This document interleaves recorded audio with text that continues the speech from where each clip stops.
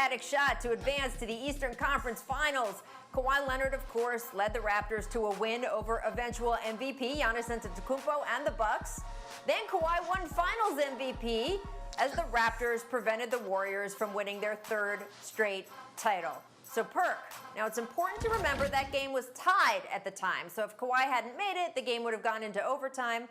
But he did make it. How did that change the landscape of the NBA? Do you think that if he hadn't made that shot, somehow the cards would have turned for Giannis and the Bucks to win it all? Well, listen, Rachel. The landscape was already changed way before that shot.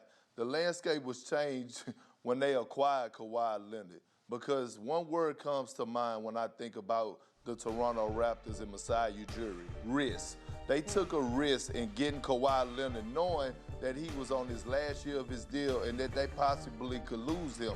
But Masai Ujiri was like, you know what? I'm going to take a chance because I could win an NBA title. So with that being said, it ended up working out. So he took a risk. But it's like almost being in high school, Brian and Rachel. Like, you know, you go to homecoming dance every year during your high school career, and all of a sudden, you know, you get that date, that one date you go to homecoming, and you have a ball. But then your senior year come around, and you want to go for the gusto. So you want to go for the prettiest girl in the school because at the end of the day, you want to win homecoming king. And then that's what you end up doing, and you have that memory forever. So when you look back on the Toronto Raptors and what they done for us, getting Kawhi Leonard, that homecoming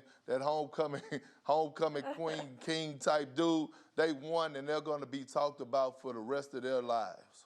Yeah, Perk, I can't relate to that analogy, but what I can say is that Kawhi Leonard is one of the most laid-back men you will ever meet, and you saw his reaction after making that shot because in the moment he knew how big of a moment that was for him and everybody involved with him. You know, the Bucks were ahead in that next series 2-0 and had the lead in Game 3.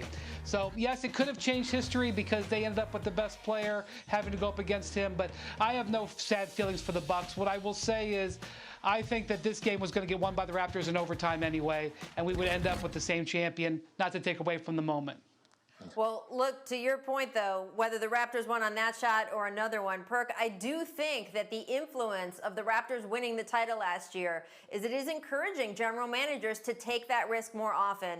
If the Raptors had been eliminated in the second round, I think GMs would have been like, they gave up all that and they just had a second-round playoff loss. The fact that they won the title is kind of setting the stage for some of the other riskiness we saw over the summer. Some big, big trades and deals got done. All right, I want to also talk about another anniversary because New York Knicks hoops fans, on this date in 1985, the Knicks won the first ever NBA draft lottery. I'm not going to mention an envelope. You mentioned an envelope. They would go on to select Patrick Ewing, who led the Knicks to 13 playoff appearances, 2 finals appearances in his time with the team.